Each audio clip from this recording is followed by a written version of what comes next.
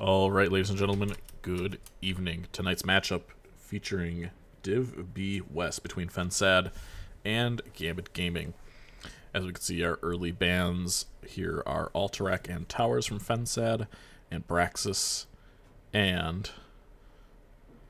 Spiders from Gambit Gaming. I think those are actually mixed up. I don't think that's right. What does Crizzo say? They banned Tomb. Yep, I have the bans mixed up.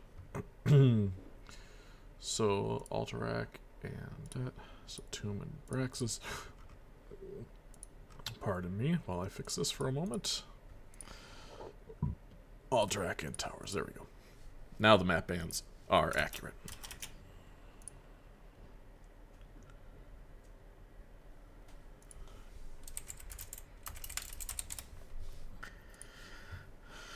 Alrighty.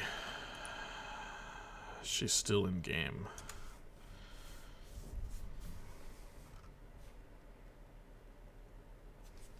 Alright, so we're just waiting, I guess, on somebody to finish their Overwatch game.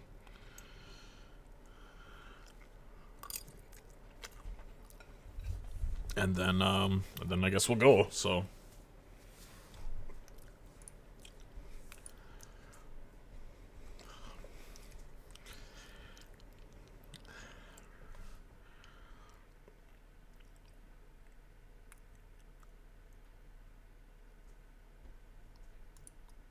Alright, so I guess everybody's in here. We're just kind of waiting for them to start the game, I guess, because somebody's still in an Overwatch game.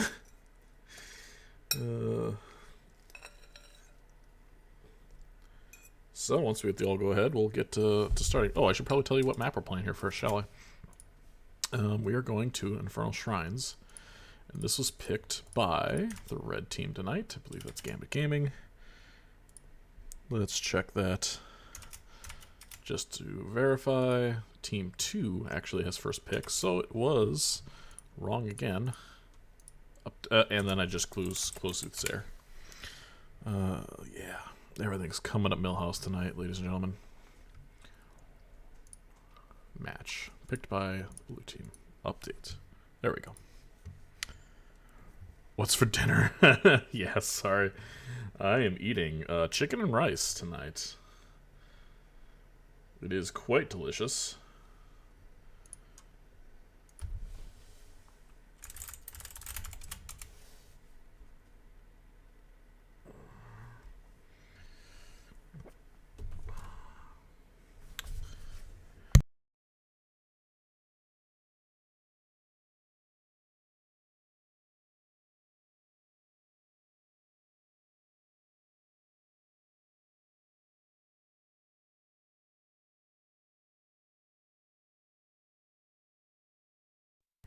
Alright, so here we go. Desktop audio is not... There we go.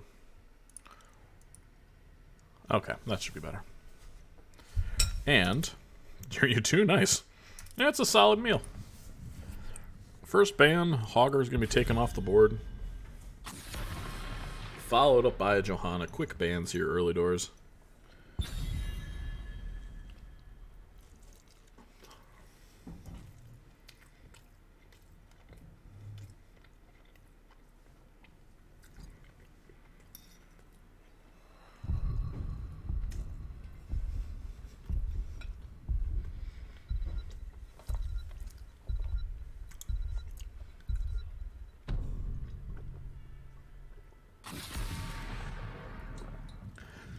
Junkrat, obviously super annoying.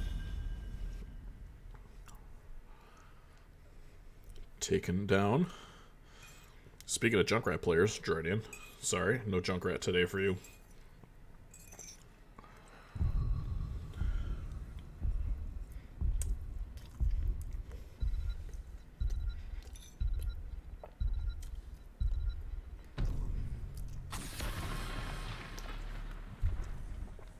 And no Brightwing. So that leaves the Lucio up for the side of Gambit Gaming. Is it first pick worthy? Maybe. They could also just go Diablo into it. second and third pick. They could go Diablo Tychus, but let's see what they decide to do here.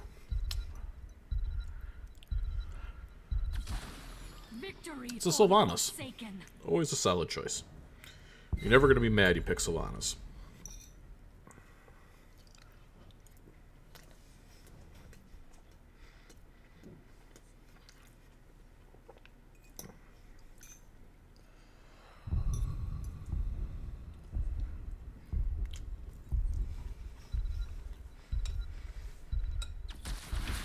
Oh, this is my jam.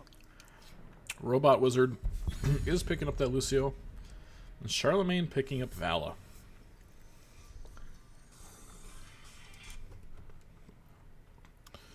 So it's a pretty strong opener from the side of fensad. Vala scales quite well. And it's usually a late game map. So level 20s are almost guaranteed here for both teams. Chelsea's going to grab Blaze. Northern Touch going to grab that Anubarak. So full front line already chosen from the side of Gambit Gaming.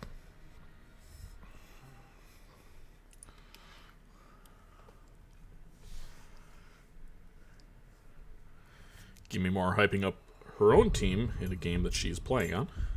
Saying, let's go fensad.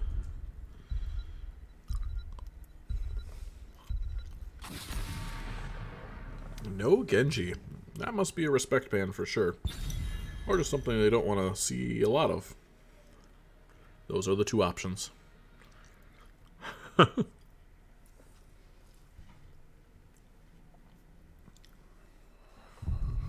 kind of ban are we going to see here, though? What kind of frontline don't you want to play into? Maybe a Diablo ban? Something you don't want to see here?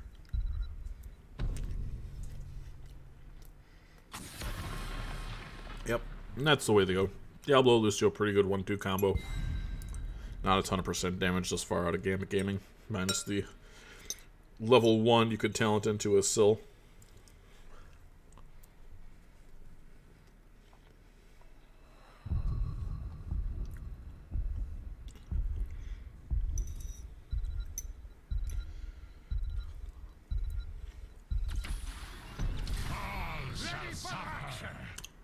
Very standard here.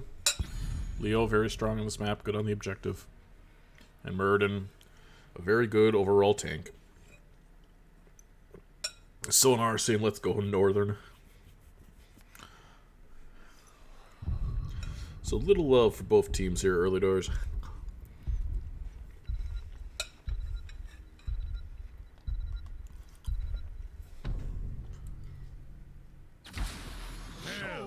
It's about damn time. It's about damn time. We see Sal on the Tychus.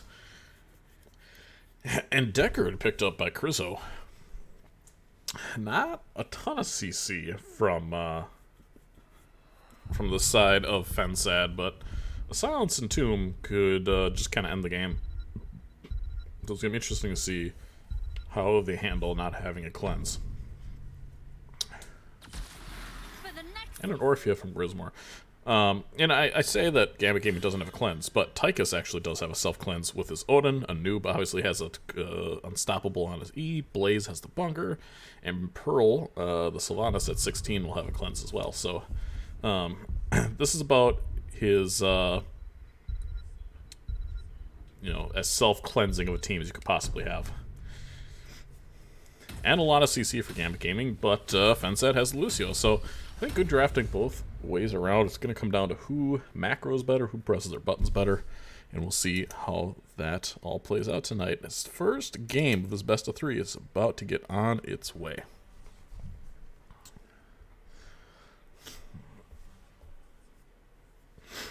fensad, still one of my favorite team names. I mention it every time, the nostalgia of the old Dragoon dying. I used to love playing Protoss and StarCraft 1. It's kind of one of my first real video games I played was StarCraft. So that was a good walk down memory lane. What's up, Nor? Good to see you. Nortor.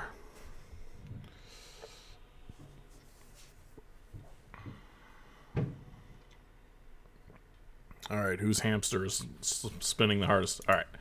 From left to right tonight, our home team is going to be fensad. We have Psycho on the Muradin, Robot Wizard there on the Lucio while riding top, Charlemagne on the Vala, Rug Lord on that Leo, and Grismore playing the Orphea. And from right to left, our away team tonight is going to be Gambit Gaming. We have Krizzo on the Decker, Chelsea on the Blaze, Perlsman on the Sylvanas, Northern Touch on the excuse me, Nubarak. I don't know why I always forget that name. And Sal playing that Tychus. What's going on, Pink Blackout? Let the battle begin. Zoom in a little bit farther here. Take a quick look at the level 1 talents. It is an auto attack Vala. That is really the only thing of note here. Maybe a Q build Orphea is something you don't see a ton of. And Dwarf block there.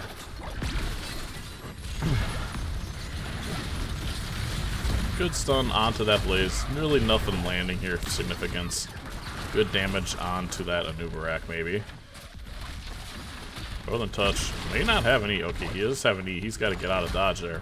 Northern Touch still getting really low. Trying to be chased down here by this very aggressive fensad team. But with 10 HP, no, it's not going to be enough. Ruglord able to take him out. And now is Pearl going to go down as well? Yes, he is. So good cutting off the rotations there from fensad.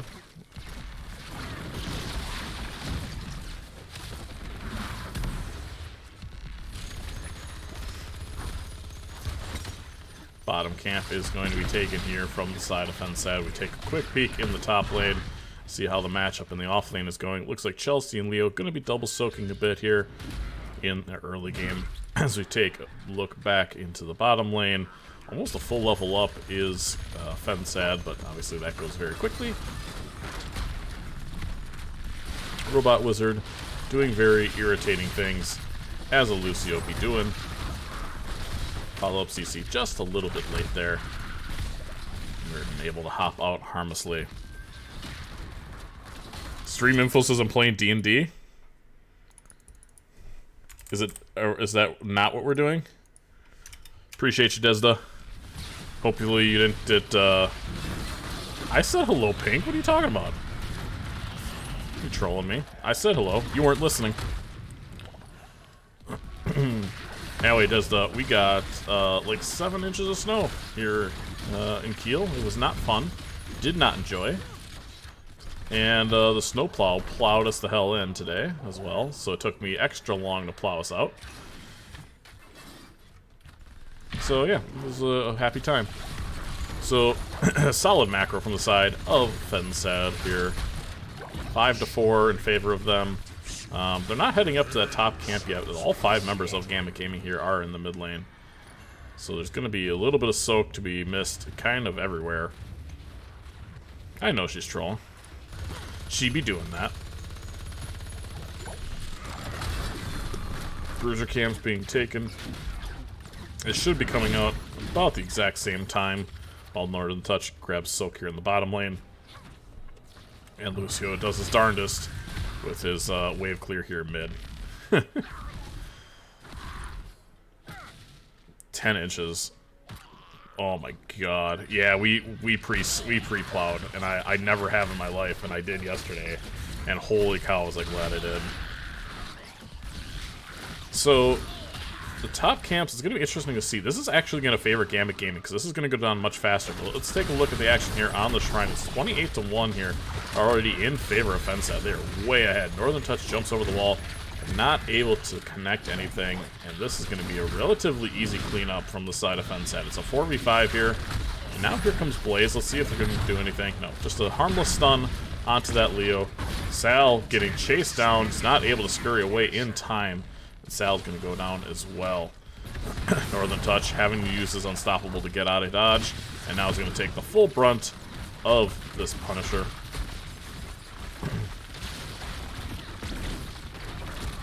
But in the meantime, there's a decent amount of value happening here top. That's a big wave for Leo to clear. So the wall and 2 towers are going to go down here. But in comes the stun. Ooh, good Unstoppable there by the Anubarak. Robot Wizard still trying to chase him down. Charlemagne able to get the kill. Oh, excuse me, that was... Oh, he didn't quite get the auto off. Charlemagne almost dies. Grenade doesn't quite connect. but this is the first fort in favor of fensad. Now in the top lane, we see Ruglord running down the Blaze as he is able to do. I just played a Storm League game where I had to play against a Leo as a Blaze, and that was not a good time. Snow on some California beaches, really? Also, Chung, thank you for the follow. Wow. Snow in California, that's, I don't see that a whole lot. You see a collapse here by the side of fensad in the mid lane. Chelsea is in a lot of trouble now, not able to get out, and he is going to die in the mid lane. Everything right now is going well for fensad. More like Fen Happy, am I right? Thank you, thank you. I'll be here for the next hour. See an engage on the Leo, but he's a Leo. Presses that E button and skirts away. It looks like they're going to want to try to... Gambit Gaming is going to want to push top as best they can with this objective coming. They're not going to have 10s for a long time. Robot Wizard is just being an irritating little fly on the wall. All the camps... Gambit Gaming, I think, has only taken one camp thus far. Not engaging here on this camp as fensad does have 10s. Oh, excuse me, pressed the wrong button here. Ah, zoom up. Wanted to pull up the talents. 36 stacks on the Valor thus far. We see the Entomb, Avatar, High Five, Rain of Vengeance, and Crushing Jaw. So pretty meta across the board there in terms of ultimates out of the side of fensad. It's 9 to 10, almost 11s here. This mid lane very much under siege.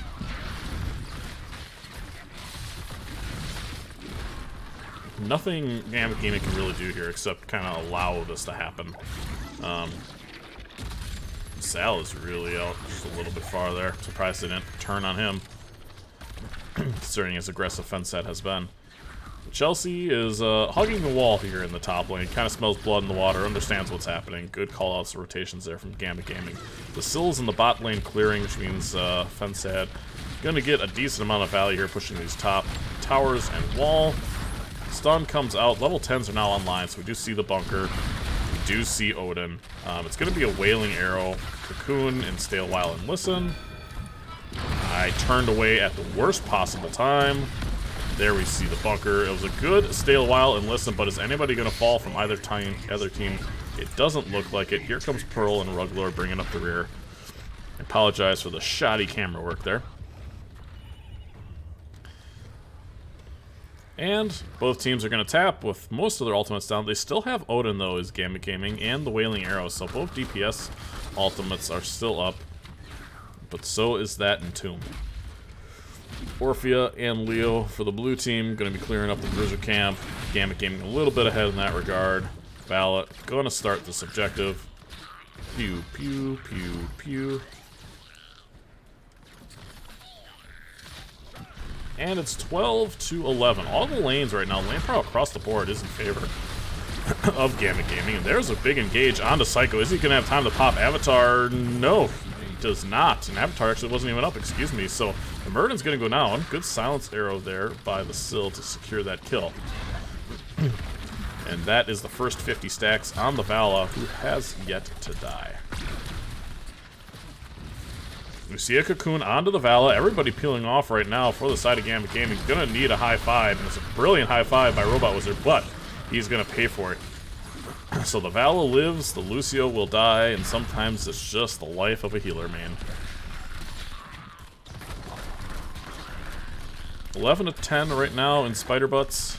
Wait, wrong map. Spider Monkeys. These are the Spider Monkeys. The Spider Butts is the Spider map. I knew that.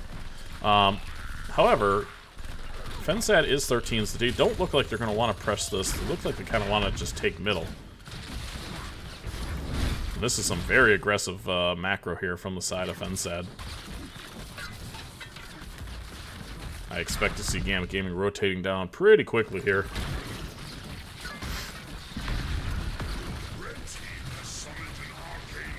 Here you see an engage. Ooh, interrupted the jump there, but it is just 2 tanks, and Charlemagne, yeah, is going to be able to clean up Northern Touch. But this top wave is pushing pretty hard. Pearl has that tower off. They are looking past. There is a stun onto them, excuse me, onto the Tychus.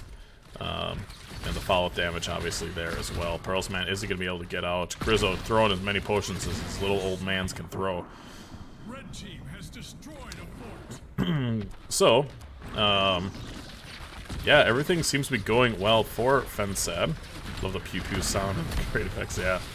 Everything's going well for fensad. They lose a fort top, they traded 1-for-1, but they took mid as well during this objective phase. There's not really a wave to push here with, push this fort, so as long as somebody's here to defend from the side of Gambit Gaming, shouldn't do too much damage. Red team's Punisher has been slain. Take a look at this siege camp here. Leo is not here. This is going to be a little bit risky. Once they see the blaze, oh man, it's a great catch. The Lucio flying a little too close to the sun, and I'm wondering if they're going to get this engage here. Doesn't look like they are. The jump comes out, but that is his jump. He has nowhere to go, and that should be a very dead Muradin. Good Q there. Good follow-up E. Pearlsman, a little too deep, having to get out a great stay a while and listen, but the Anubarak is going to fall, but not without consequences from fensad. The Orphea going to fall, as well as their tank. So this is exactly what Gambit Gaming needed at exactly the right time. They didn't really want to fight down 16s, and now they don't have to. They're going to be able to get 16s while the Orphea and the tank are dead. Ruglord can sit there and do nothing but watch the walls die, and probably this middle fort. So we are approaching pretty much a dead even game here. Blaze is going top. There's an Entomb, but there's really not a whole lot that's going to come out of this. And Sal, very intelligently running into, running directly at the Leo as he gets Entombed. Turns on the minigun and turns up the heat. You know, that thing that they do. Didn't really go over... Oh, no, it went over the ults for Gambit Gaming. 88 stacks from the Vala, 39 from that Orphea. There's a stun into the face of Northern Touch, but he's going to shrug that off. Easy peasy. Vala and Orphea going to be here doing this bottom camp. Let's see if it gets spotted, and it does. Muradin is nowhere to be found here, and Gimme More is a little bit out of place. Let's see if we have... Oh, beautiful. Stay a while and listen. The Crushing Jaws does miss. But Odin has been popped. Northern Touch is getting really low. Blaze is nowhere to be found. It's a 4-on-5 now in favor of the fensad crew. But they are able to scurry out. I think ultimately that was a net win from the side of fensad. They were able to pop the Odin, the stay a while and listen before the objective. And it's probably not going to have Odin now for this next objective. It's a 4-on-5 here. If Ruglord gets caught again, he could be in a world of hurt. But they know Cocoon is down.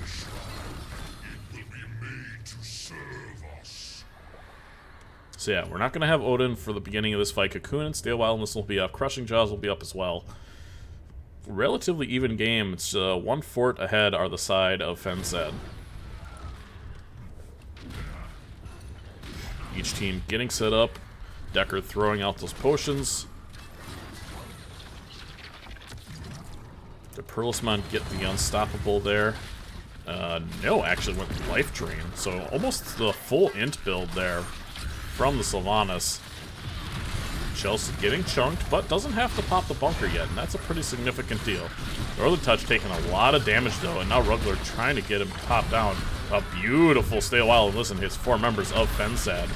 But ultimately, the damage actually is now going in favor of Gambit Gaming. They're starting to run him down. Ruglord getting really low, but not quite falling. Chelsea getting low as well. Charlemagne going to be able to get that kill. It's 14-14 on the objective right now. Vala, with that level 16, is starting to pop off. I mean, she's just completely uncontested in the back line. That,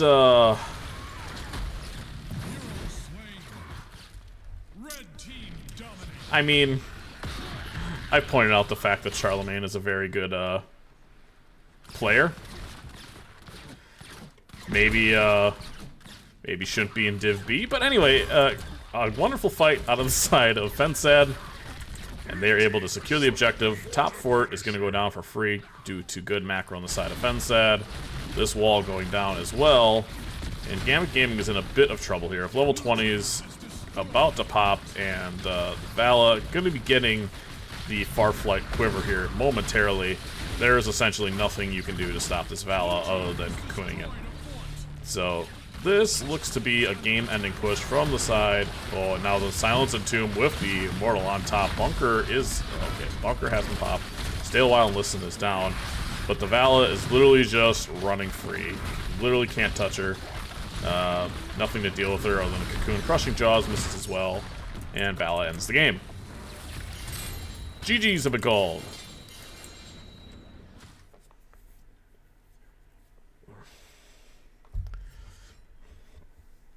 So a very confident start from the side of fensad. They were dominant all the way through. Gambit Gaming, I think, took 3 camps of their own that whole game, and it shows on the stat line. They were 2 levels up. It was 14-5 in kills. Take a quick look at the numbers here, and we will quickly look at the talents as well. Nothing really stands out to me across the board.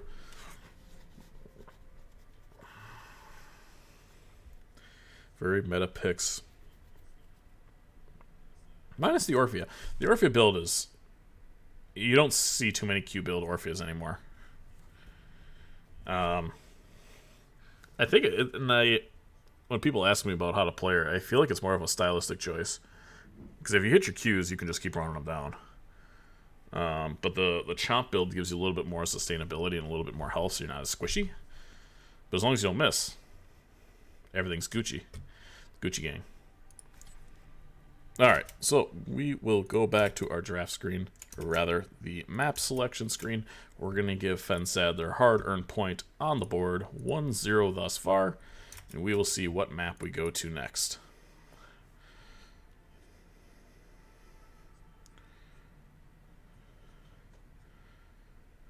Yeah, run it down Val, yeah, for sure.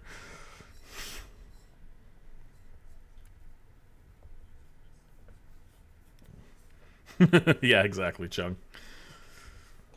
Yeah, they just didn't have a whole lot to deal with it. I think Mind Control probably would have helped a little bit, and you had to cocoon the Vala, but...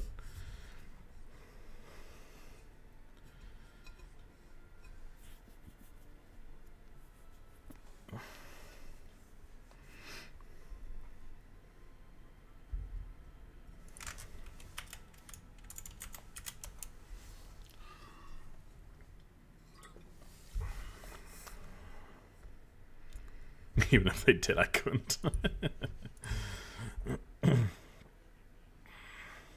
One thing to point out there, though, too, is Vala really didn't get 50 stacks until that top objective, so that was maybe 2 objectives in, and I think only finished with like just over 100. Maybe they got to 150 there.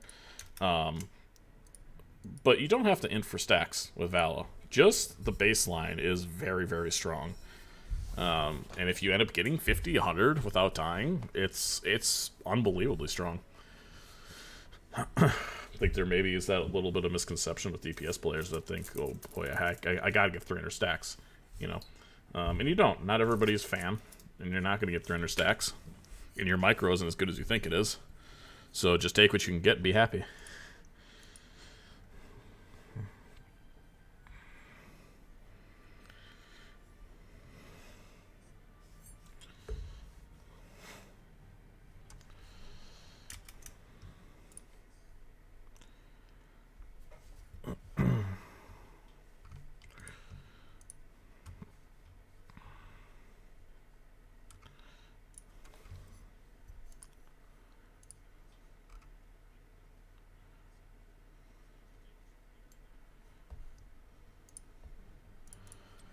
Let's see what map I haven't chosen yet.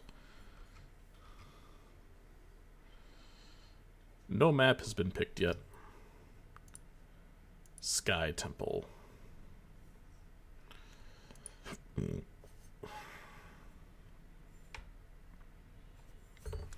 So we are going to Sky Temple, and this is going to be my first game of the season, nearly 3 weeks in, that we're going to Sky Temple.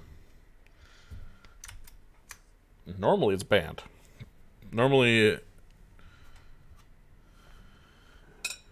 Normally everybody bans Sky Temple, and I don't blame them. I think it's kind of a shitty map. Excuse me. A terrible map.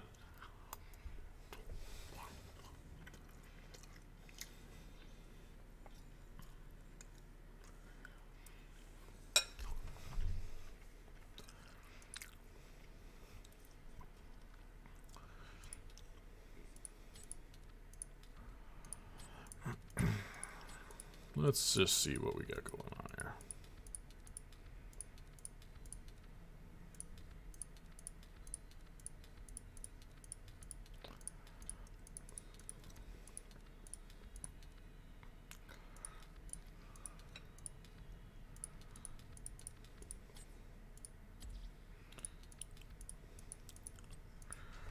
All right. We are in the lobby here. We are about to get ready. I'm just finishing up some of my dinner, some of my rice. That's delicious.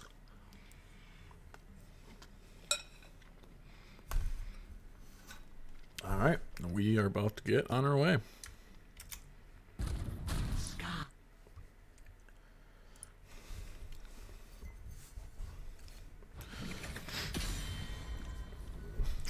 Yeah, Chris, you make an interesting point. So it seems like the strength of this fensad team is the team fight. Although they seem very strong in their macro too, and the decision making just in general is whoever shot calling for them is obviously doing a very good job.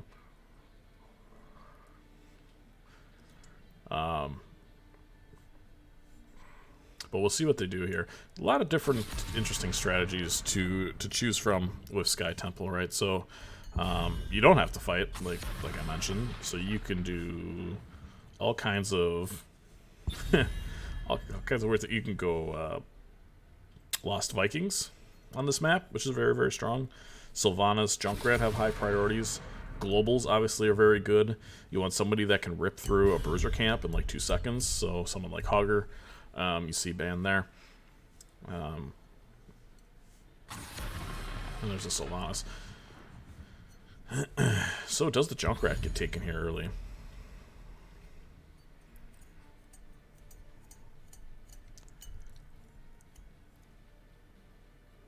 Gonna be interesting to see what they decide to do for this first pick. And it's a Brightwing, so the first global comes out. I expect to see a Falstad from one of these teams. I expect to see a Dahaka from one of these teams. The global presence is just too strong to not either choose them or ban them. Yeah, and there you have Junkrat and Dahaka. Abba, we might see some what's it called? Some Abba action. It's definitely not her worst map. His worst map? Its worst map? What kind of pronoun do I use for a slug? Conqueror Essence. I guess it's a man's voice. I'm gonna say him. Chelsea again on that Blaze.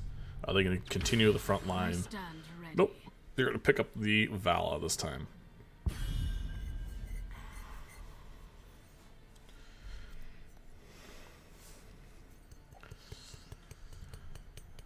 So both a healer, a DPS, and offlaner picked up. Expect to see maybe an Anubarak ban if they want to go to the tank route. Otherwise, not really sure what else you ban here. Diablo. Okay, so they don't want to play the Diablo.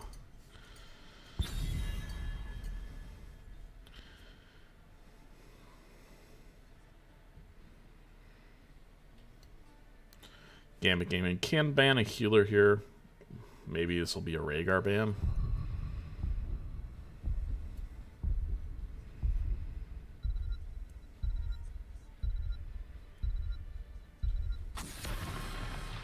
Nope. Instead, we're going to take out the Stukov. No spooky puddle for you.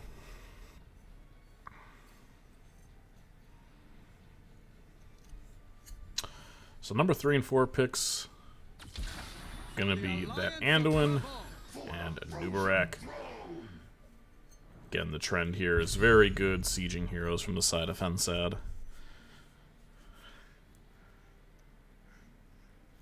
There's not a lot of tanks that are really good into Anubarak left too. I mean, the Diablo's gone, the Joe's gone. Garrosh isn't super good into him. Murden is okay into him. But maybe you see a Murd in here, and then perhaps a Falstad? I don't think Pearl plays Falstad. I lied. Murd and Falstad. There you go. And Charlemagne... Zeratul? I feel like this is going to be a Zeratul. Something very standard would be just like... It's not going to be standard. It's going to be Zeratul, right? Oh, Tychus, okay. It's about damn. It's about damn time.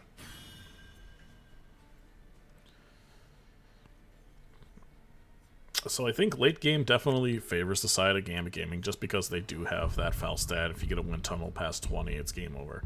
But I think the side of fensad has much better macro potential.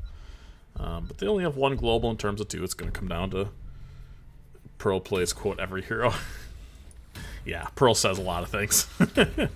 Anyway, game 2 between these two teams. fensad and Gambit Gaming. Gonna start right now. And give me more. Still spamming. Let's go fensad. All right. So fensad up 1-0 over Gambit Gaming. This is essentially a match point.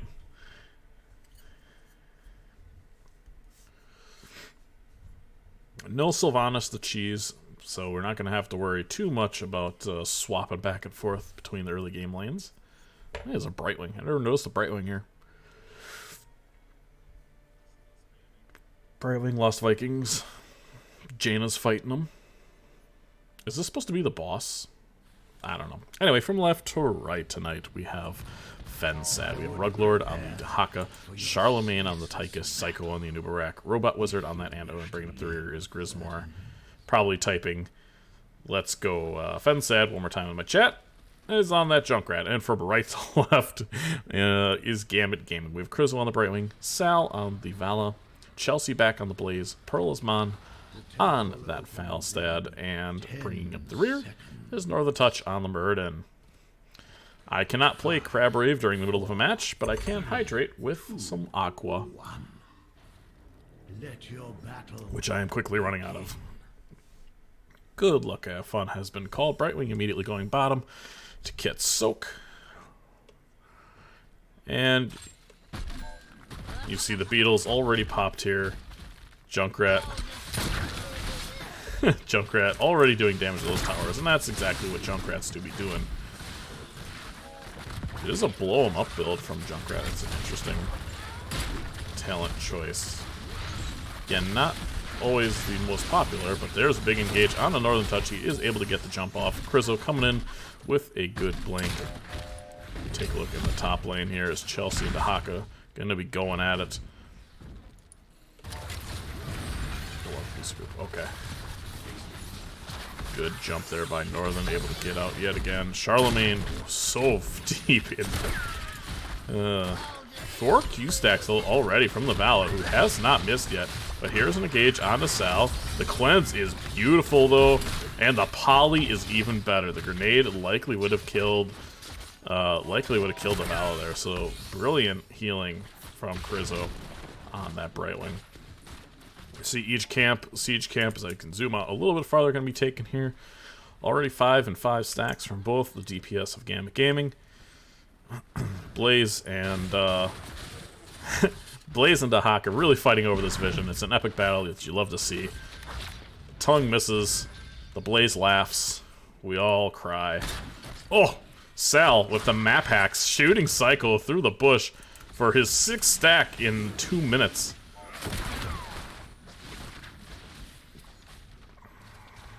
Both tanks spotting each other here in the bushes. That Q already really hurts. That really chunked Robot Wizard. There's an engage onto the Brightwing, but it does miss. Blaze is in the mid lane clearing, while Junkrat and the Dahaka are taking this top camp already. Meanwhile, in the bottom lane, we have a Siege camp pushing for the side of Gambit Gaming.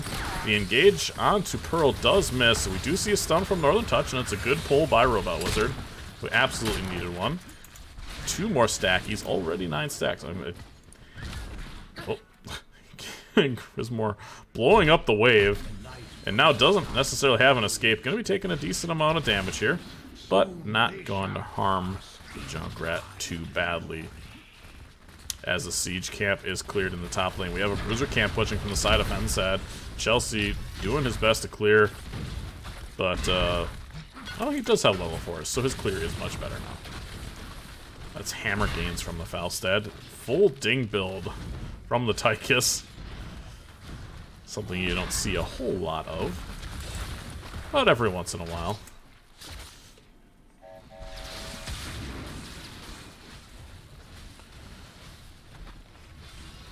So we do see what was to be expected. Very solid macro from the side of fensad.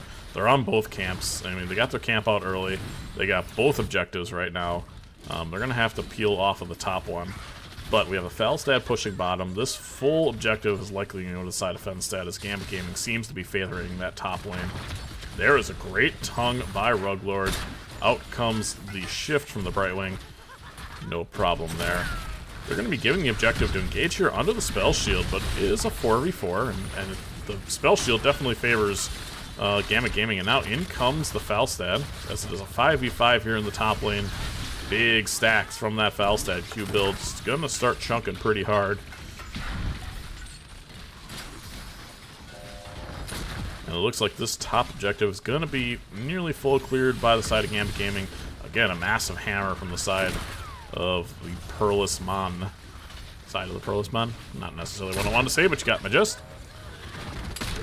Good stacks again across the board. The single target burst damage that Sal's going to have later game is going to be insane. You can pretty much one-shot the Junkrat at this point. There's a stun onto Ruglord, who is getting a little bit low. Tychus taking a ton of damage from that hammer. Vala soloing Psycho almost. Grismore getting really low in the backline. The follow-up CC is quite there. Charlemagne is kind of on an island, but they're not able to catch him. Sal going in, trying to get that kill, not able to do so. Gambit Gaming is going to clean up this early objective here, or rather, this late objective. Ruglord going back. Pearl waited till the last moment to delay the back. Well done there by the Falstad. And it seems like Gambit Gaming's got a little bit of their swag back. They seem to be playing a little bit more confidently. They're landing their skill shots really well. They're a little bit down in structure value. But they are a late game team. They got to scale a little bit. Val's already at 20 stacks, which again is insane. It's almost as many stacks as the Tychus has autos right now, so that's something to be said. Northern Touch wanted to engage there, but ended up getting chunked a little bit too hard. There's an engage onto Psycho, who gets hammered directly in the face. A pull immediately comes out from Robot Wizard. Good choice there.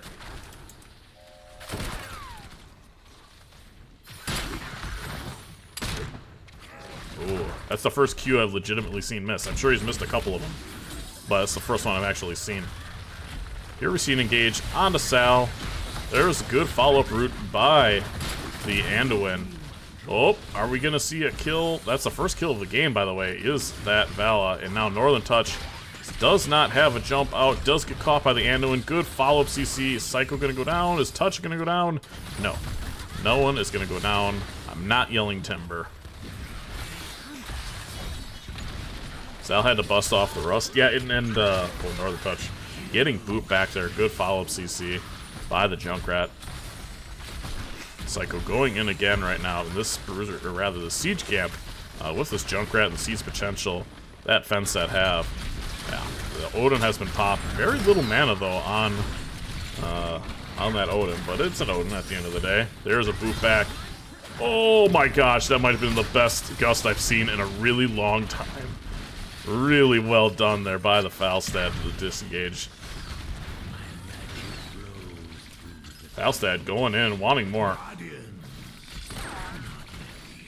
Sal was definitely dead there.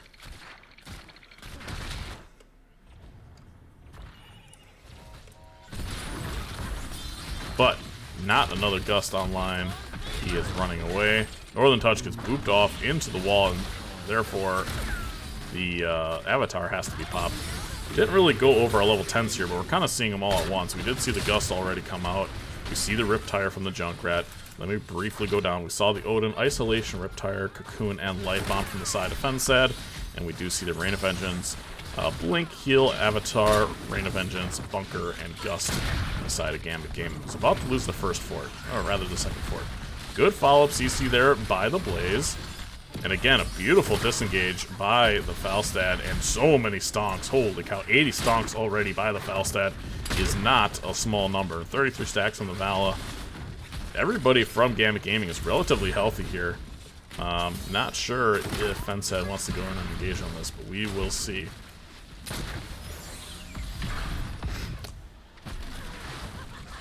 Robot Wizard just went back. Northern just missing that engage onto the Anubarak. It's 2 kills to 0, but XP is still very close. Siege camp has now just spawned. Oh my gosh, the Q stacks almost one-tapped the Junkrat, who now has to just sit way back. And this is something you didn't see from Gambit Gaming in that first game. Jump is down from Northern. Yeah, Avatar is going to have to be popped. There is a blink, a good gust as well. Ruglord comes down, is going to get Sal, but cleansed? Is that cleansed? I didn't see a cleanse. It's a 5-on-4 with Blaze in that top lane. A noob does catch the Vala. Good CC follow-up. Brightwing doing everything he can to keep his friends alive. And I think that's going to be a consolation prize there. Going to get the Vala. Is boss called or the camp called? Looks like they are going to start boss with... They don't know what they're doing. Someone hasn't made a call. Camp has been called. They're not going to do boss. Blaze, meanwhile, taking this top fort. This isn't nothing. That was nearly a full fort that the side of fensad gave up. And now this camp is going to be pushing for the side of Gambit Gaming. This is up in 306, so Blaze actually cleared that camp. That's what the Dahaka did before they dug down for that fight. And this is a double objective phase. And with the globals that Gambit Gaming have, it should essentially favor their team. We'll see how it goes. Psycho getting run down. Hammer just not quite reaching, though. Dahaka has to clear this top camp. How long on dig? He does have dig already. Whoops, excuse me. And it looks like both teams are relatively okay trading objectives right now. But if Northern's able to stay on that objective, and they're able to push this middle fort for free, and it's just getting absolutely eviscerated. This is really well done by Gambit Gaming, but Blaze is a little bit in a world of hurt. He's going to have to probably bunker here to save himself? No, not quite. Brightwing's going to come over here to assist him. It looks like they're just trading objectives because the side of fensad is ahead in total structure damage and siege damage. Only 61 autos there so far from the Tychus. How much time does that give you? 0.03 seconds, so that's an extra... Oh god, I'm not gonna do math. And it looks like we're gonna want to see an engage here from the side of Gambit Gaming. They're kind of positioning themselves to do so. Northern Touch coming in. Ooh, Rain of Vengeance just misses, so yeah, that was their opportunity. And now Sal getting a little bit caught out. And everybody's missing essentially everything. I don't think I've ever seen more stuns miss. Great poly. Good gust as well from the side of Gambit Gaming. Ruglord popped out of that bush. And now with that down, are they going to try to boss? Ooh, a noob. That is a super dead Anubarak. Holy cow, the damage was insane. The Q, I mean... Oh my god. So... Well, we're gonna stick to this fight for just a moment. Avatar has to be popped. It's still a 4-on-5 here, though. I'm surprised that fensad is still sticking around. I know Odin is good, but a couple more Qs from Sal, and one more hammer. And yeah, non-stop is used. Rather, the pull is used. And they're just trying to stall, so this is actually quite intelligent. Oh, Charlemagne's getting really low. The pull isn't there. Is the Blaze got a stun? Yes, he does. And that's Light Bomb down as well. Northern Touch still going in. Does get a hammer onto Charlemagne. Is there any damage there, though? The hammer is not quite enough damage. Ruglord able to escape. A good gust yet again by Sal, but the tower is able to finish him off, and now with Gust down, I mean, you're kind of stuck in the same situation that fensad was. Now they're going boss. Yep. Now they're able to go boss with that Gust being down. Surprised you don't see Falstad flying top to be able to maybe take out some of this shrine. Vala is going to be late to this fight. There's a tongue onto the Muradin, but a lot of the damage is being distracted, and as such, the Nubarak is going to go down. Are we going to see some sort of bunker? There's a light bomb. The boss does go in favor of fensad. Well done there. Blaze going to pay for it with his life. The only redeeming factor here is... Oop, Ruglord getting chunked. The only redeeming quality here of this fight for Gambit Gaming is the fact that they can probably still get one of the shrines, and their waves are really pushed out pretty strongly. So, yes, this is going to suck to have to deal with, but it's not Ogre yet. Another Touch going to sit here, do his best he can to get as much value from this top shrine as possible. The first keep, I don't know why they don't call it a keep, by the way. Like, they couldn't figure that out. Oh, we see an engage here on the Ruglord, who may have just dug up all willy-nilly. Good Rain of Vengeance. I think he dies, right? Sal's not auto-attacking. Okay. Now he's going to go back to auto-attacking. And then he gets the kill. That was the weirdest thing I've ever seen. He just didn't auto-attack that whole time. Alright, so we see an engage onto the Falstad here. I think he's fine. Yeah, he doesn't have to use his Gust. And that's a relatively big kill. So this siege camp is going to be irritating to deal with. Blaze going to get booped. Oh no, he's not. Good pull there by the Anduin yet again. Healing Cleanse. Sal is in the face of that Tychus. Gust just a little bit late. The Riptire going to be wasted as well. But this isn't nothing. 2 more shots from those catapults. 1 more shot. Oh my goodness, it's stopped with 751 HP left on that top keep. Let's just take a look. So top, untouched. Do they have anything untouched? Yes, so that's even there. Middle is a little bit damaged. So, I mean, obviously they have an extra building. But fensad is only very slightly ahead in this match. And it's a solo objective, which I think does favor the side of Gambit Gaming. If they can get level 20s before this, and and get the wind tunnel up and running, they seem to have been doing pretty well in team fights. And a Nubarak is a very squishy bug, and I lost my mind on the amount of damage that the Nubarak took, because if you get the reducing spell armor from the Falstad, and then a couple Qs from the Vala, who has 50 Qs and does probably 1,000 damage a hit, it's just lights out. I mean, you just evaporate a target. This is really good here from the side of fensad with their level 20 advantage, knowing that they can take down these walls, and now fensad definitely in the driver's seat in terms of objective. But it's a 5-man engage. The level 20s are here, and yeah, there's an engage right away. Dahaka is going to have to dig in. He is coming in from behind. Good wind tunnel low is the follow-up there. Yes, it is. Beautiful stun by the Blaze. And down goes the Junkrat. Down goes the Anub. Falstad's going to pay for it with his life, though. Chelsea trying to run down Robot Wizard. Doesn't quite connect. We take a look at the Tychus. Isn't going to be able to get away. Krizzo and Northern Touch trying to run him down. Sal bringing up the rear. Just needs a couple of Qs. And that, 1 Q hits, but the other does not. Odin is popped. And they're going to try to turn this, perhaps? Or just trying to do a bunch of damage as Sal's getting really low as well. That's a good stun on a Robot Wizard. A beautiful poly there by Krizzo. And the Anduin's going to fall. So that's going to give a full objective to the side of Gambit Game. Are they going to try to end? No, they're just going to try to push this building in, I assume. Charlemagne's sitting there with Odin, not really knowing what to do with himself. Oh my gosh, Charlemagne could die here. He doesn't realize where he is. Oh, the Q is just a little too slow. It's just a little bit slow to react, and Charlemagne was definitely taking a look at his map there when that came up. And this is where, like, so it's not far for like Quiver, it is Acrobat, which, I mean, you have 57 stacks, so you can kind of run things down. Good macro here by Gambit Gaming.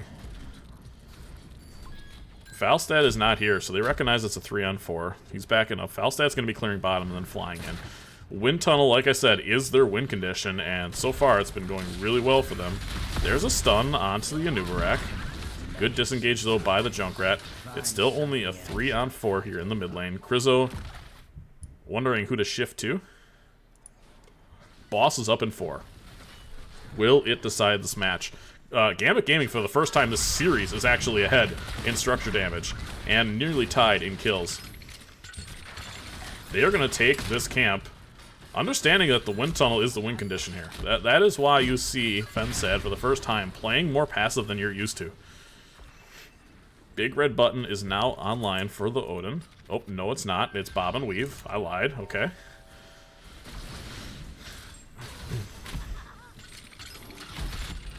And, okay, that's Odin. You can just run away. You don't have to fight this. Down comes the Odin, but the Junkrat getting really chunked. And yeah, if you are the side of Gambit Gaming, you are in the driver's seat. You don't have to take any fights here. All you gotta do is even trade objectives. Ruglord getting a tongue on a Muradin. Muradin understanding he is in no real danger there, as Sal pops another Q into the face of the Ruglord. And now it's a ton of damage already onto the Bug, who actually goes in the wrong way. He has no escape. Psycho is alone. Northern Touch sees it. Light Bomb is up. Rewind has to be used, and that's a massive Riptire by Grismore. Is that the reset? It is. That is the extra oomph, so that is the reset. They're going to start boss. All the lanes are pushing out from the side, and this is a really smart decision. With Unstoppables down, yep, they are there. And this has to be cleared while Gambit Gaming is going to be able to do the objective. Are they going to engage here? This is a great time, yeah, for a wind tunnel. The boss is already down. I'm not sure what they're doing here. It's fensad, but the Anubarak is going down. And this might be GG right now. Oh, but that's a beautiful tongue by Ruglord. The engage onto Sal, but a beautiful gust all game by Perlisman has been insane. And now while they clear, both objectives are up. It looks like a little bit of miscommunication here. Chelsea was diving in for the additional kills. And with their globals, Gambit Gaming gonna be trying to capture both of these shrines, put a lot of pressure onto this core. And this might be the game. I'm surprised you don't see the Brightwing going top here. Gambit Gaming sees every member from the side of fensad. And they are on a clock right now, and they're just trying to distract. That's what you see Northern Touch here doing. Chelsea getting really low as well in the mana department. But that core is dropping 37%, and that's it. Gambit Gaming is going to take game 2, and femsad's going to drop their first map of this NGS season. Congratulations to Gambit Gaming.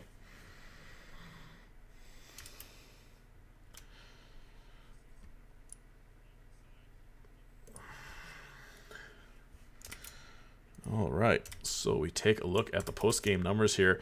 Damage from both teams led by Charlemagne, who has not died yet this match, despite even dropping a map, and Sal on that Vala with, I believe it was close to 70 stacks towards the end of that game. But the real MVP the entire game was Falstad with those gusts, just absolutely ludicrous disengages, engages. Almost the perfect game from Falstad. The globals used very well there by Gambit Gaming. Fensad really had the advantage early, except for that last little fight. It's 7-7 in kills. I mean, that's the way you want Sky Temple games to go, down to that last keep. That was a really fun game to watch. Take a quick look at the talents here. We kind of were glancing at the whole time around. Again, very meta builds. This is kind of an older style Anduin build, though. I guess everything else is relatively standard, although sometimes you see the Pierce. But the Blessed Recovery, is something you don't see a whole lot anymore. You see more so the Desperate Pair. And the Tychus build is a stylistic choice.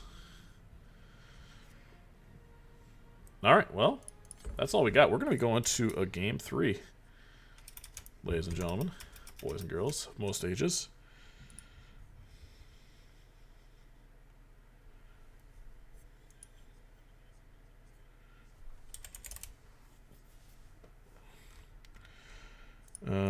Excuse me here.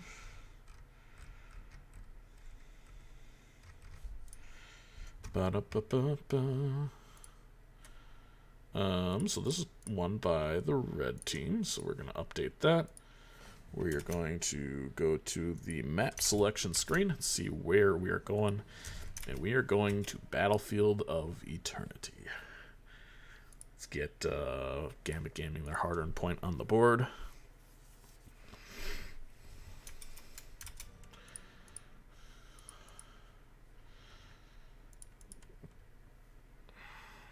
And Battlefield of Eternity, BOE, chosen by whom, I wonder? Let's see if chosen by the blue team. So chosen by fensad. Excuse me for one moment. I'm just going to grab a drink, and then we will, or rather should be, ready to get into this next match.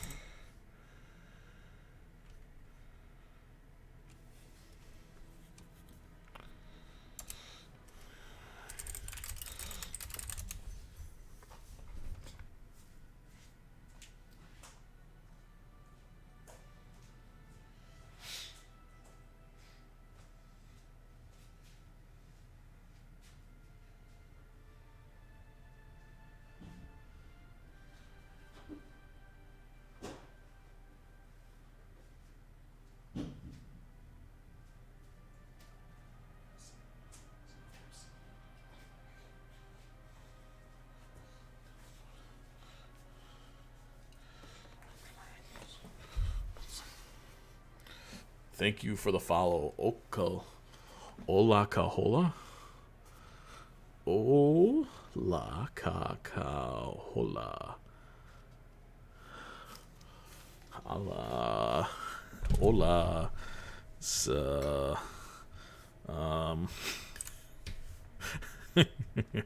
I wish something else was happening, but this is all I have to do is right now is to figure this out as we wait for the next game to start. So, Ola Kakaloa. Yeah, Ola Kakaloa. Which means, hopefully something not terrible, but I'm going to type it in anyway. It means nothing. Or it does, and it's not Googled very often. All right.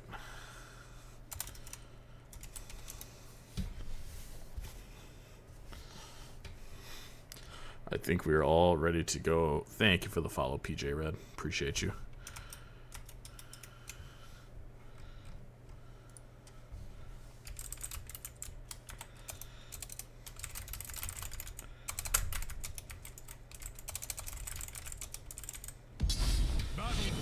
Battlefield of Eternity. Oh, you guys want to see what we're drafting? Would that be helpful? Okay. This is now turned into a best of one, the rubber match. fensad taking map 1 in a very convincing fashion. Gambit Gaming fighting back in game 2. Not nearly as convincing of a win, but a win nonetheless.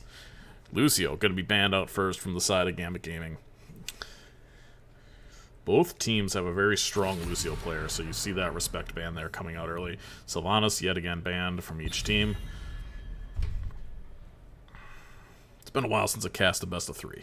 I got a Diet Coke right now, and I'm feeling good. You know, everything, the world is good right now. Nobody's going to be playing Val this game.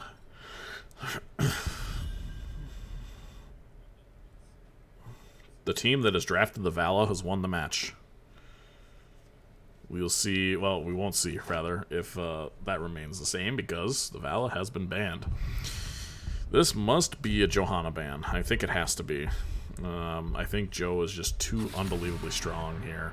Yeah, and that's what you're going to see. So, with that, Brightwing is available, Rhaegar is available, Li Ming also available. If you'd let me finish, Sal. I was coming around to the DPSs, I was doing the healers, and then I was going to do the DPS. Game 2 was spicy. What's going on, Kyan? And this time, Ruglord says, you know what, I'm going to take that Blaze from you real quick. And Grismore going to be picking up the Junkrat.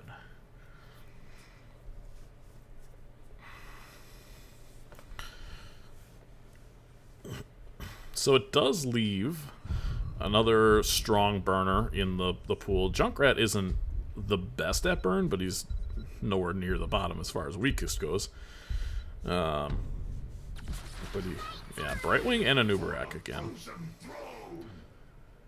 You know, I made the joke before my last Storm Division cast that you don't see a Nubarak picked a whole more. Usually it's, and I can't talk. Usually it's Diablo. Diablo is the huge meta healer or meta pick right now.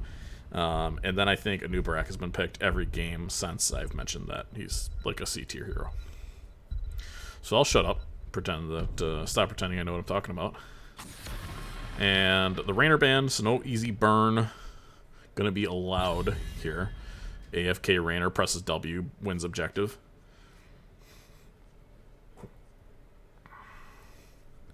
I used to first pick I tell you what, when I was in Bronze 5, I would first pick Rainer on this map every single time. And I would just sit there on the objective with my little machine gun going pew pew pew pew. Red team needs to ban a healer. Or a Diablo.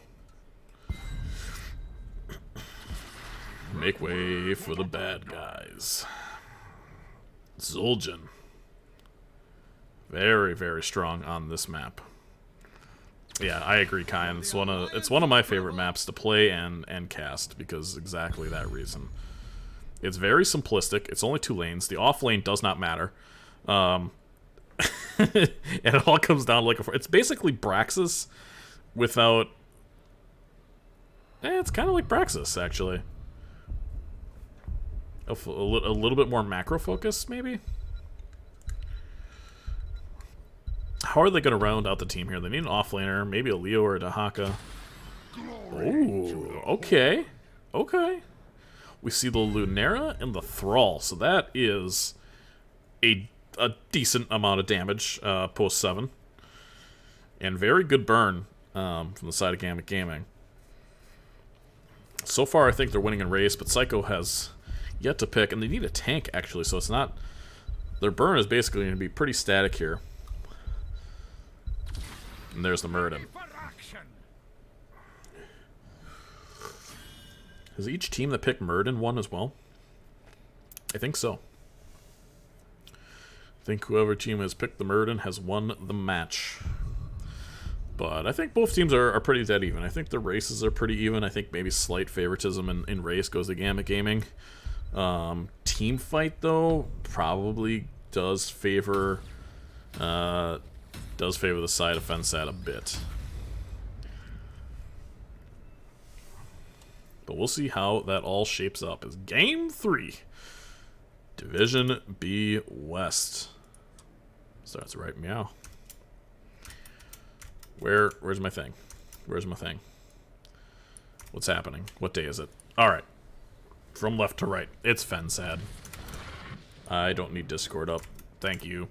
Alright, we have Grismore again on that Junkrat, Charlemagne this time on a Zul'jin, Robot Wizard again on the Anduin, who had some pretty incredible pulls that last game, Psycho again on Muradin, and in the top lane we have Ruglord on the Blaze, and from right to left, our away team tonight, Northern Touch on the Nubarak, Krizzo playing Brightwing again, Sal this time on a Li Ming, Perlisman, who plays all heroes by the way, on a Lunera, and in the top lane, Chelsea is going to be playing the Thrall.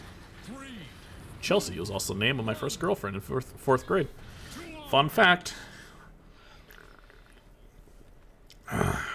Alright.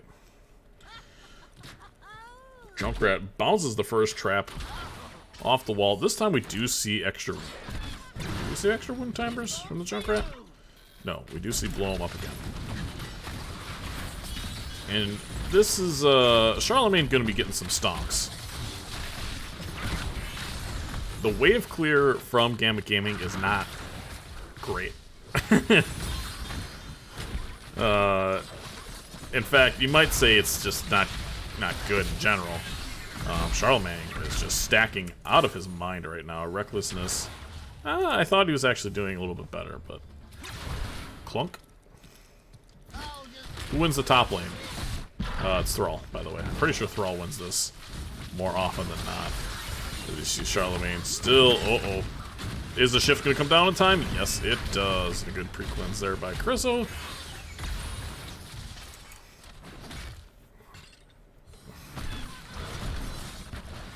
So yeah, Junkrat is going to be able to siege into this really, really well.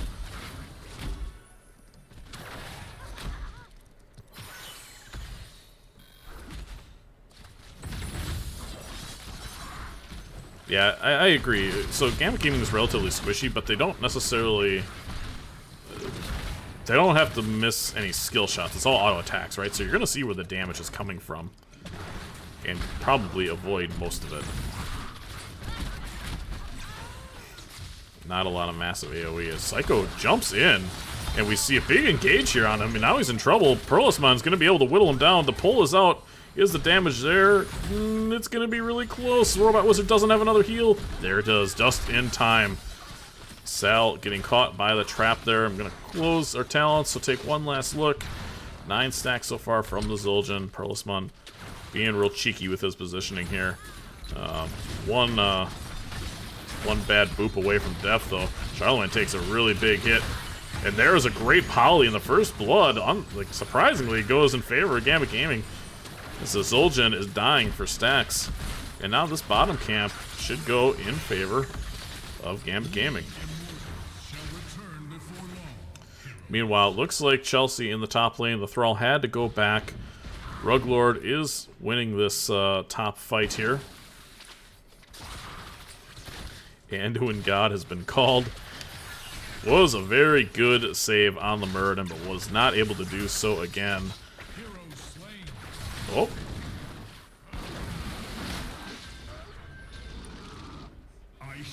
What did I miss? Where did she die? Was it here?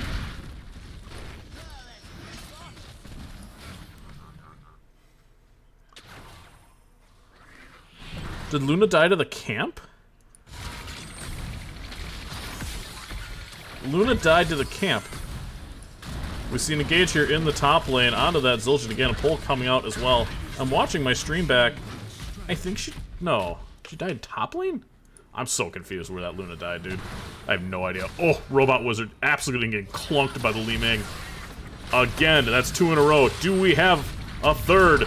There it is. Grismore getting real low. Luna is in the backline doing damage. Zul'jin getting really low as well. And Thrall coming in and securing the kill onto the Zul'jin. Everything seems to be trending Gambit Gaming's way right now. They have a camp, they have to clear bottom. And halftime is quickly approaching. Have we gone through halftime? Not quite. Or maybe we have. Maybe I'm tripping. We have gone through halftime. Look at the objectives go. And even down, nearly both of their DPS here.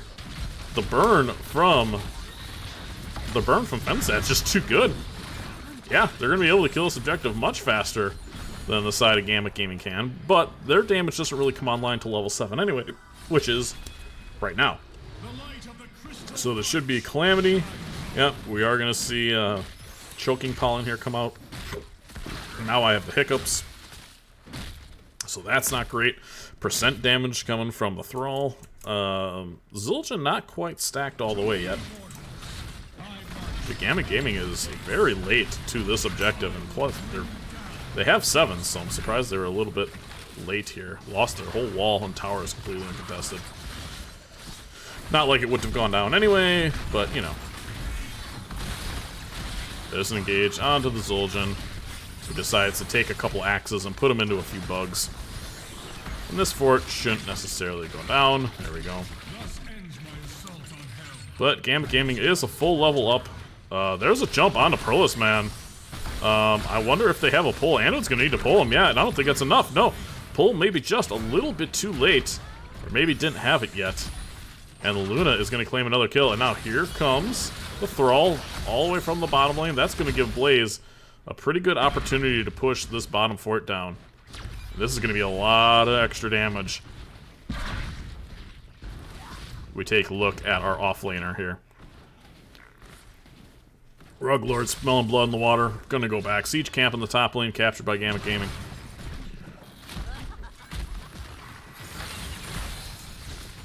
Wait, what talent is... That's not Choking Pollen. That's Splintered Spear.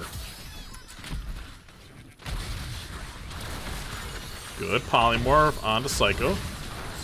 Sal going in, trying to get that kill. The Muradin goes down to 300 health, but not quite able to go all the way down.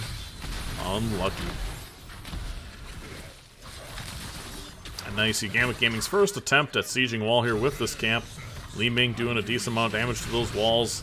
Robot Wizard eating a Li Ming ball directly to the mouth and or chin area. Yeah, and now that the Thrall has a couple more talents, it's going to be a lot harder for Ruglord to fight into this. You see fensad trying to push this top fort down before this objective comes up. But level 10s are online. As soon as this Luna's actually going back. So they're not going to use their level 10 advantage. And we already see Robot Wizard doing a little bit of damage here. Zul'jin as well, throwing out his W's. Muradin getting chunked pretty... I mean, a sizable amount from Li Ming. You take 3 Li Ming Qs, I don't care who you are, it's gonna hurt. And burn so far going in favor of Gambit Gaming. Which is a little bit surprising, because they have that level 10 advantage. We do see an engage now onto the Muradin. Is the pull going to be online? Northern Touch just missed everything, and he's got no mana left. But there's a beautiful combo by the Li Ming. Down goes the Anduin. Leaping strike over the top. The Globe actually, I think, saves the Junkrat there. But the Muradin is not out of the woods yet. Great body blocking by Northern. He's going to pay for his life, likely. No, I'm just going to shut up and say what I'm seeing. The Li Ming taking out the Muradin. However, the Zul'jin was burning out of his mind. Let's see if we see an engage onto this fort. Looks like just the Luna is currently burning. The bunker is online for the side of fensad. They have the Tazdingo, Avatar, Light Bomb, and Riptire. And the first objective from the side of Gambit Gaming is going to be heading to this bottom lane with a relatively full shield, but the wall is very healthy. This should, at best, probably just get this fort. Yeah, Ruglord's gonna have to play kind of safe, because he just gets bullied now. Thrall is... Look at that. Bam. Bam. Oh. Does he have his heal? He gets a globe. Yeah. He's a bully. Charlemagne again taking a Li Ming orb directly to the face. fensad seems to have an issue with the Li Ming damage. You can see the Anubarak's doing a really good job at calling targets. This is going to bait out the Tazdingo, perhaps? No, Psycho doing a really nice job there, actually. Ooh, and a beautiful cleanser by Krizzo. Absolutely outstanding. But unable to get that shift off. Is the fort going to go down? Are we yelling timber? We're yelling timber. Meanwhile, Blaze came into the bottom lane here. And somebody mass spamming retreat, and Chelsea going, yeah, I got it. Alright, just relax. I see him all bottom. Psycho just getting chunked by this Li Ming. Robot Wizard, look at Robot Wizard's positioning. Oh my goodness. If Sal had timed that just a little bit better, I think get a kill onto that, what's his name? Anduin. Thank God somebody typed it in chat, because I forgot the name.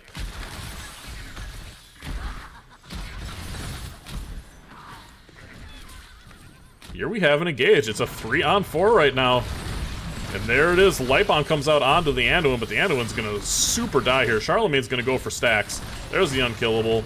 Everybody's spreading out. Perlis Man is diving this back line. Psycho a little bit late to the party. Doesn't really want to stick around and stay for the cake.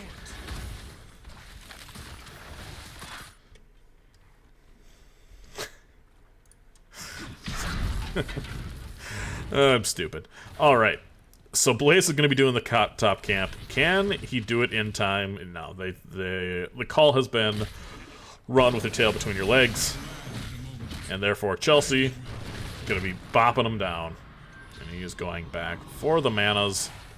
While Gambit Gaming tries to push this top fort in with just a couple of members. I'm surprised you don't see everybody here.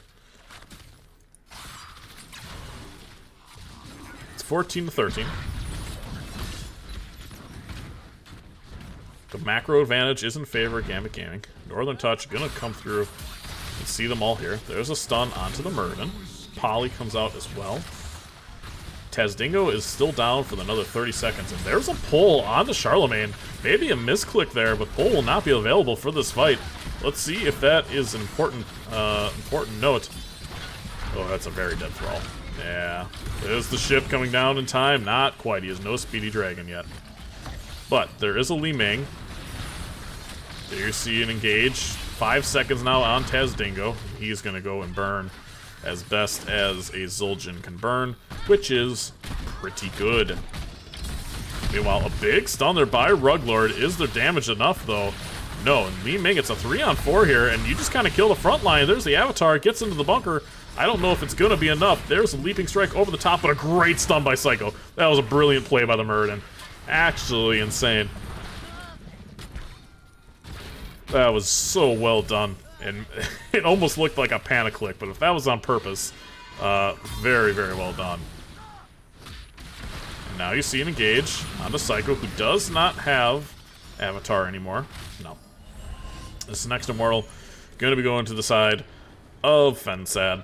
I'm going to be pushing this bottom lane pretty hard. The fort is super dead. Let's see what they decide to do here. They're looking aggressively. Ruglord going to be coming top. Murden does have vision of the team. They're pinging the Ming, but there's not much they can do about it. The rest of the fensad crew trying to get the minion wave coming up here.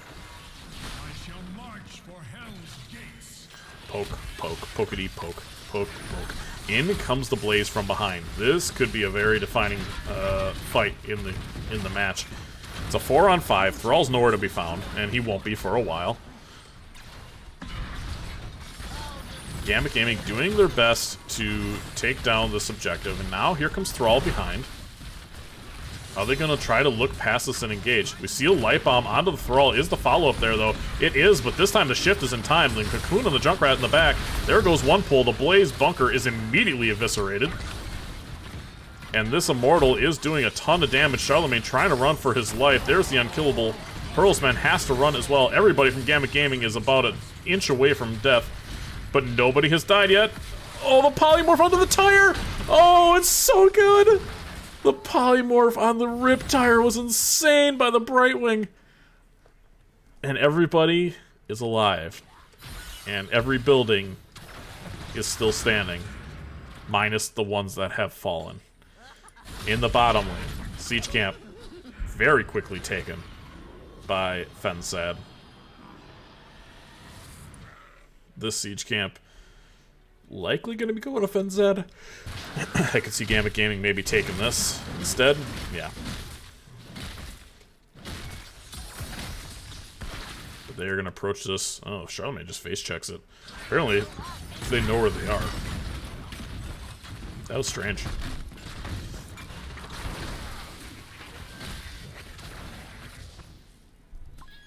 That's a weird face check. They had no idea where they were. I mean, they could have presumed that they were on their camp, but still. And now they're going to go to their camp. They're going to clear top. We have a little bit of ring around the rosy. Both healers are playing very well indeed. Level 16s are a pretty significant power spike for the side of Gambit Gaming, though. Just on the mirror ball aspect, the Alpha Wolf is insane. You have Epicenter now, so everything in that AoE area gets stunned.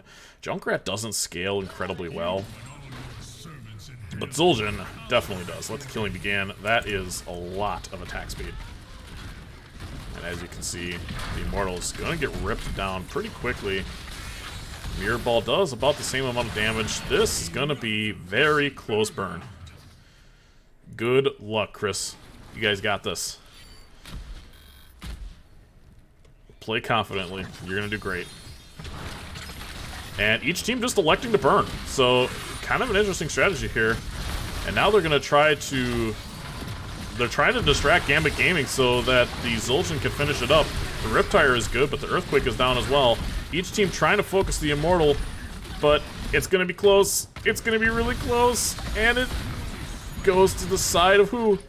I don't even know. Blue team. So it is going to go to the side of fensad. This camp has to be dealt with here very shortly. I mean, look at the shield. That is like no shield.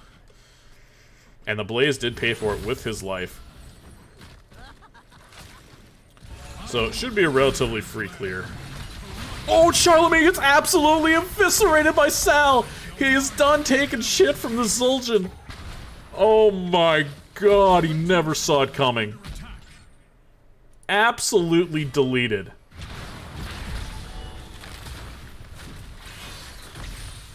Sal looks like a man playing with, I don't know. He's on a different gear than he was in that first game. I must rest for a time. And now we kind of caught Robot Wizard here and Psycho out of position. Perlisman is relatively uncontested. The Junkrat can't do a whole lot about this. I mean, he's an auto attacker, but for the most part, he's a mage. So it's a 3-on-4 in the top lane, which does favor fensad.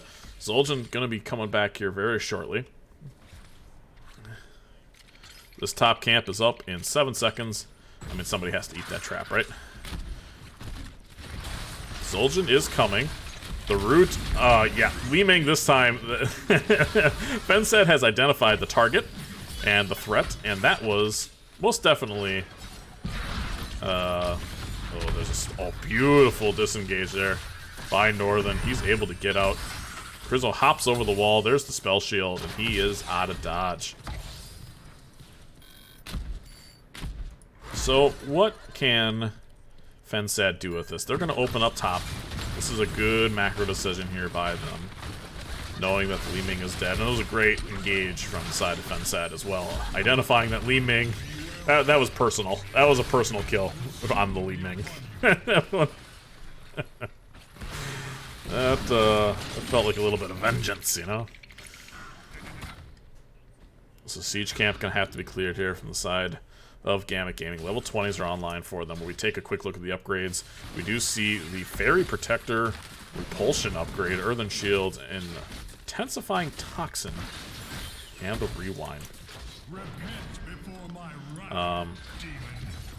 But Zul'jin already doing terrible, terrible damage to this Immortal. Does end up getting stunned, which is going to hurt his burn quite a bit. A lot of damage going out. And I think that was Rewind used. Yeah, Rewind was used there to try to kill the Murden, but the rest of the team deciding to burn instead. There's a Poly. There's a good follow-up route. Murden almost goes down. There's the Cocoon onto the Junkrat. Big combo onto Grismore, but amazing pull from the Anduin. It's not enough. Now, Li Ming running wild. Anduin goes down as well. There's the Unkillable, but it's not going to be enough. Charlemagne's going to go down as well. And a beautiful level 20 fight from the side of Gambit Gaming, catching fensad a little bit out of position there. Now, what can they do with it? Can they end? I don't think so. I think we've just strapped ourselves into the late game here, boys.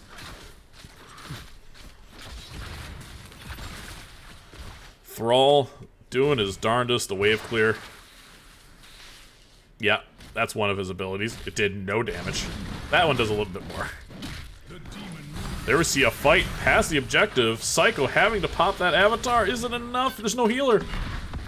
Oh, trait's gotta be popped. Is it enough? It is. It is. The Sal is over the wall. Oh my god, what a dodge there by Sal. The man is playing out of his mind right now. Thrall is coming, and I might have been wrong. Maybe this is a game-ending fight. Zul'jin just coming back now. Level 20's online for both teams. Most teams have 1 or 2 ults, but this is a relatively full Immortal. Oh no, but the pole is right next to the Anubarak, who gets... Oh no! The repulsion absolutely baits his team. The Junkrat escapes, but the Anduin does not. The Immortal is hitting the core, and down goes the shield. There's an engage onto the Murden, who goes down. Ruglord elects to fall. Gambit Gaming has reverse swept fensad and won. Congratulations, Gambit Gaming.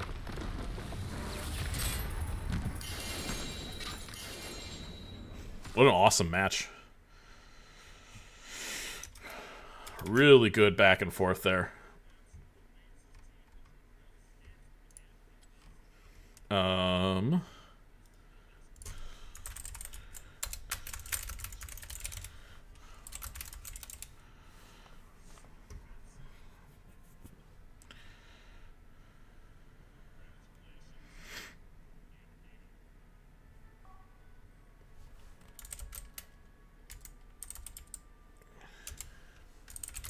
Just checking to make sure someone else me to cast. Making sure that they actually did find a caster. Okay, so let's go to Soothsayer and give the red team a hard-earned point on the board. Let's take a look at getting Krizzo in here for an interview. Let's see what they say. Everybody is playing right now. Holy smokes. Where's the Discord?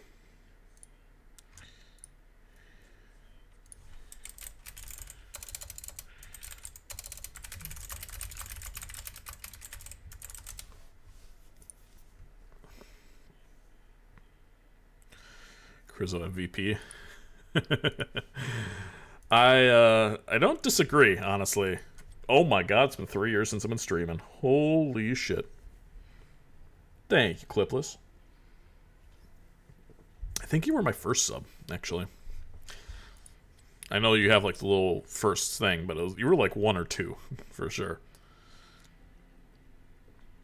You were up there. Why did it not give Gambit Gaming a point? There we go. Hello. Congratulations. How you feeling? How's the team feeling? Yeah? Is that a bit of an understatement, or?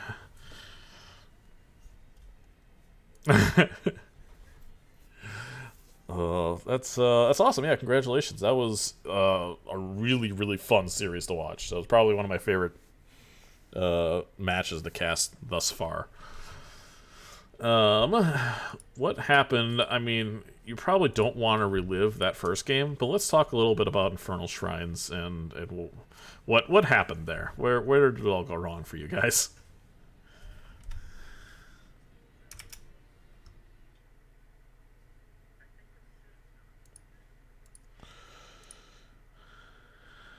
Place.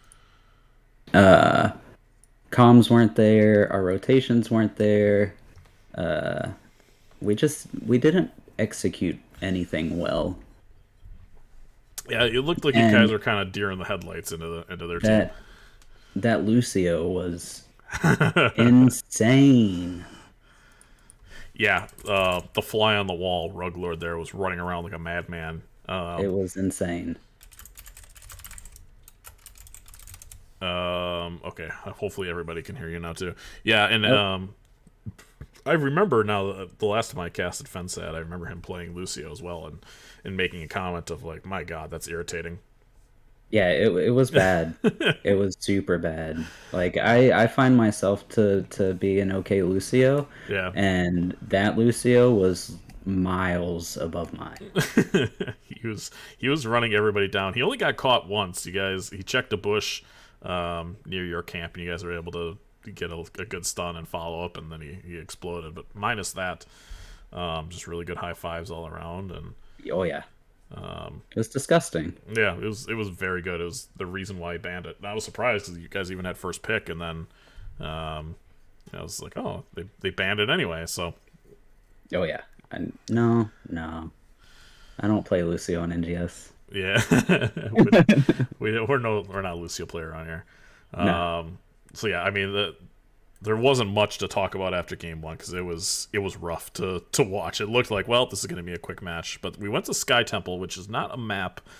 I mean, we play Anyone a lot. wants to play? Yeah, so and I thought, okay, they have the Junkrat, but you guys banned. I think you banned the Sill this time. Or is that the game? Yeah, I think it was still Hogger. Yeah, you banned Sill Or Hogger. no, it was Hogger Lucio, I believe, maybe something like that. I Maybe don't know. they It was so banned the long Sill. ago. Someone banned Sill. Yeah. But they had the Junkrat, and then they had a. What was the other DPS Vala? that game? Nope, that was game one. You guys had the Vala game too.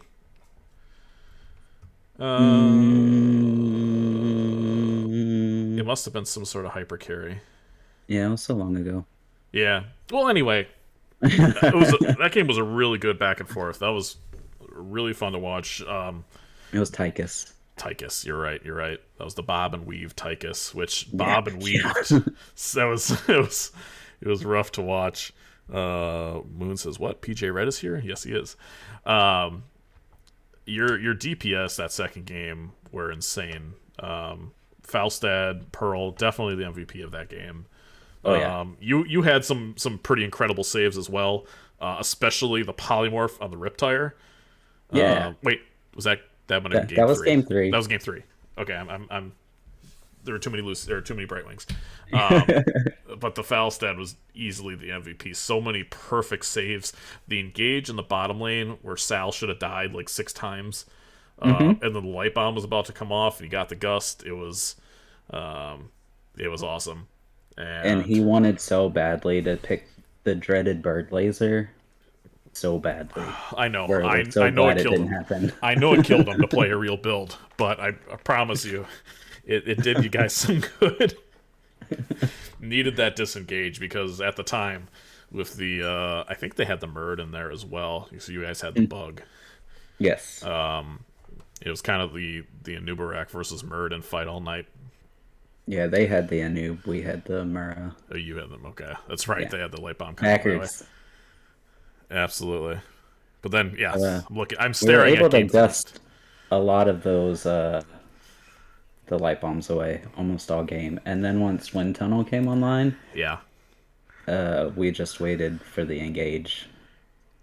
Yeah, after that boss steal that you guys had, and even just before that, post 20s, it was the first time that fensad had ever looked like, oh wait, we can't just run at them anymore. It was the first time they actually paused at what they were doing and didn't really seem to have a plan. And I mentioned that too. I'm like, well, Wind Tunnel is a game winner. It's one of like probably 1 or 2 of the most broken alts in the game. It felt good. Yeah, and Pearl got a big Wind Tunnel. You guys got a boss. Objective came up, and you guys were able to seal it. And then we went to a game 3. You picked first pick, which is not normally a thing that you do. We never do. Why tonight? So there weren't a lot of maps left, right? Yeah. There was BOE, Cursed Garden. Yeah, there wasn't much left. And we felt like giving them first pick was just too powerful because you have to, you have certain characters you almost have to insta-ban. Yeah. So we decided against these guys because we knew this was going to be a tough matchup to just go ahead and take first pick. That way we can try to at least take some stuff away from them that they might have wanted to play. Yeah, and it seemed to work out, and BOE is, I know, one of my personal favorites. I know that's not everybody's favorite by any means, but you guys seem to play it well, and you guys seem to draft really well for it too. What was the thought behind the offlane thrall here? So the conversation basically was that the wave clear didn't matter a whole lot, and Moon Chelsea thought that the earthquake could be powerful under the immortal if we were defending.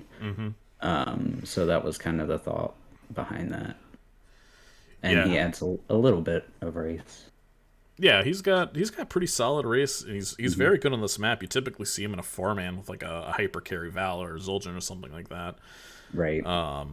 But the earthquake was gigantic, and Pearl picking up a Luna, which I don't know if I've seen too much of. We only took the Lunara because we almost half expected them to go Garrosh. Okay. So we took the Lunara as a safety net just to annoy him. Boy, you But guys it worked drafted out, well into a Garrosh if that's what you were going to do. I mean, between the right? Beetle and the Polymorph and the Push and the Stun and the Luna, yeah, There was a Garrosh lot would have we been thought suicide. we were going into.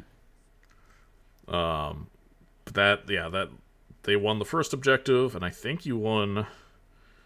I think you guys alternated. I think they won the first, you won the second, they won the third, but just barely. That was the one that went top, and then you guys ended up winning the fourth. And that kill between the third and the fourth that Sal had on the Zul'jin looked personal. And it was kind of hilarious because Sal soloed the Zul'jin. I mean, there's just nothing Right. else to say. He just exploded, and then in the next Well, fight, literally just the Li Ming got executed.